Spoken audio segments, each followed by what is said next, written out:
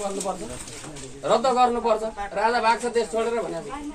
तर हिजो त रवि लामी छानेलाई चाहिँ अहिले यहाँ चाहिँ जेलमा हालेर विदेशमा गएर लुकेर बस्ने मान्छेको चाहिँ त्यो पासपोर्ट रद्द गर्न, त्यो रवि लामी छानेले पासपोर्ट रद्द गर्न खोज्दाखेरि उसलाई पहिले नै लगेर जेल हाल्यो। किनभने त्यो मान्छे त यहाँ आउने बित्तिकै चाहिँ ठुला टाउको जति सबै पर्ने भयो नि त। पैसा त यिनीहरूसँग पनि छ नि त त्यो पैसा त, होइन? जीवी राईको जीवी राईले नै मात्रै सबै पोल्ट्याएको त छैन नि त पैसा। अनि त्यो उसलाई यहाँ नेपाल झिझाउने बित्तिकै यो मान्छेलाई चाहिँ यहाँ हामी पनि त्यो भन्नुपर्छ, त्यसले वकालत गर्नुपर्छ भनेर रवि लामी छानेलाई लगेर भित्र लगेर थुनिदियो। हेर्नु जबरजस्ती। अब अहिले त निक्लिसकेका छन् हेर्नु, होइन? हामी चाहिँ अब त्यो पार्टीमा घन्टी हल्लाउन लागिसकेका छौँ। तपाईँहरू के भन्नुहुन्छ, तपाईँहरूको सोच विचार के छ? तपाईँहरू पहिले नै पुरानै हाम्रो त सूर्य छाप छँदैछ, अन्त त हातै जाँदैन। मेरो त रुख छाप छँदैछ, मलाई त खोइ अन्त त अरू त पार्टीको त्यो चुनाव चिन्ह पनि देख्दिनँ। यही भनेर जिन्दगी बिताउने। तपाईँ हाम्रो त बित्यो, अब हामीभन्दा पछाडिले के गर्ने? हामीले त हाम्रो लागि भन्दा पनि हाम्रो पछाडिको पिँढीहरूलाई हेर्नु पर्यो। हेर्नु 16 वर्ष पुग्न पाएको छैन, पासपोर्ट बनाउनु कुदिहाल्छ। कुदिया छन् कि छैन? 16 वर्ष पुरा गरेर 17 वर्ष लाग्यो अरे भनेपछि अब मेरो नागरिकता बन्ने हो भनेपछि पहिले नागरिकता किन बनाउनु हिँडेको भन्दा नै पासपोर्ट बनाएर पेट मलाई भन्छ। अनि त्यस्ता नाबालकहरूलाई विदेश पठाएर हामी यहाँ देशमा बस्नु परेको छ। के कारणले भन्दाखेरि हामीलाई सेवा सुविधा कहीँबाट केही पनि नभएकोले, होइन? अहिले हामीले त यो पानी पनि किनेर खानु परेको छ नि त। त्यो 16 वर्षको त्यो नाबालकलाई विदेश पठाइएन भने कसले किन्दिने? अब हामी जान सक्दैनौँ, तपाईँ हामी जान सकिँदैन, बुढाबुढी मान्छे भनेपछि यो सबै सोचेर तपाईँहरूले एकचोटि गाउँको परिवर्तन। गाउँ है यो म मेरो गाउँको कुरा गर्दैछु, यो हाम्रो गाउँ हो। यो हाम्रो गाउँमा के कति भएको छ उता सबैभन्दा हेर्नु नमुना नगरपालिका बेलुका नगरपालिका भनेर बाहिर प्यार प्यार प्यार प्यार प्यार प्यार गरेर हिँडेका छन्। तर नमुना त नमुनै हो। किन नमुना हो भने एउटा बाटोको ढुङ्गो पनि पल्टाएर साइड लाउन नसक्ने नमुना हो यो। उते अहिले गएर हेर्नु त बारा क्षेत्र नगरपालिका, होइन?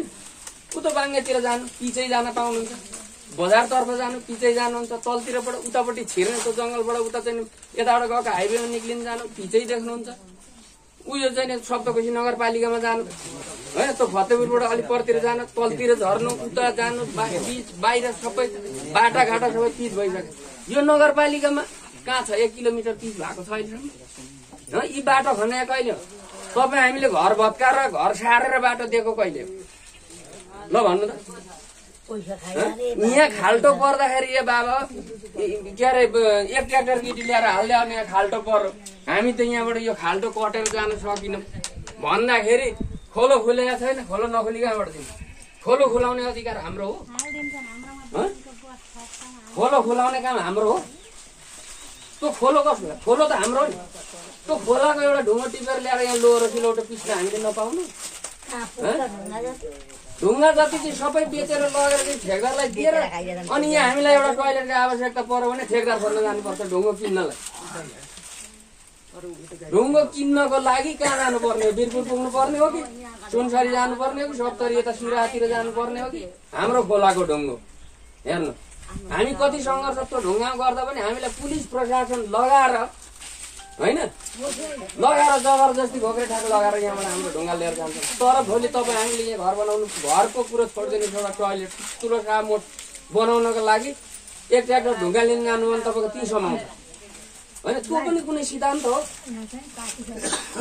सिद्धान्त हो? यो खोलाले घर लाँदा कसको लान्छ? तपाईँ हाम्रो लाँदैन? जग्गा लाँदा कसको लान्छ? तपाईँ हाम्रो लाँदैन? अनि यो खोलाले लाँदा चाहिँ क्षति गर्दाखेरि चाहिँ तपाईँ हाम्रो गर्ने? त्यही खोलाको ढुङ्गो बालो ल्याएर हामीले सदुपयोग गर्न नपाउने के हो यो? यो कुनै सिद्धान्त हो? होइन? हेर्नु यहाँ कुनै बाटाघाटा छन्? यी बाटो हो यो? यसलाई बाटो भन्छ? यो त तपाईँ हामीले भनेर यो जग्गा दिएर घर सारेर गुवाली सारेर यसो बनाएको गोरेटो भयो त यसमा के लगानी गरे भन्नु त? यसमा जति लगानी गरेर चाहिँ हाम्रो मात्रै छ, राज्य लगानी छ। नगरपालिका भनेको यस्तै हुन्छ, यस्तै हो नगरपालिका भनेको।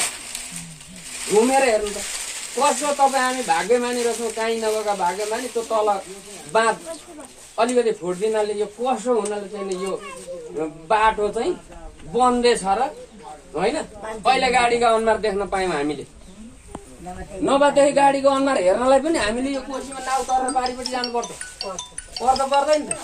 गाडी त कुद्थे एउटा थोत्रा चढ्यो भने परतिर गएर लडाइदिइहाल्छ, मरिन्छ भन्ने तराई भनेदेखि हरेक कुराको समस्यालाई समाधान गर्नको लागि हामीले हाम्रो गाउँ टोल समाज अब हामीले नै मिल्ने हो क्या।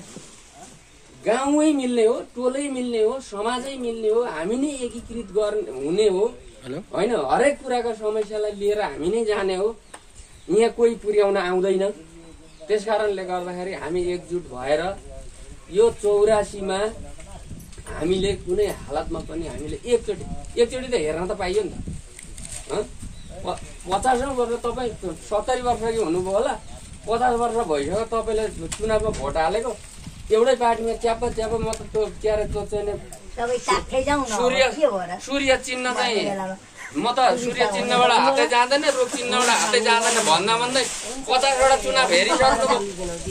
एकचोटि एक दिन गएर दिएको त्यो एक मत छापले 5 वर्ष पछाडि बनाउँछ हजुर।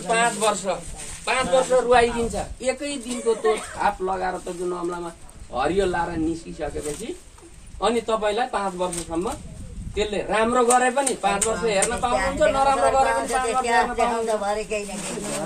अब यो के अरे समयलाई अलिकति हामीले पनि मध्यनजर गर्नुपर्ने। बोल्न त मलाई धेरै मन लागेको छ, धेरै कुराहरू पनि छन् होइन।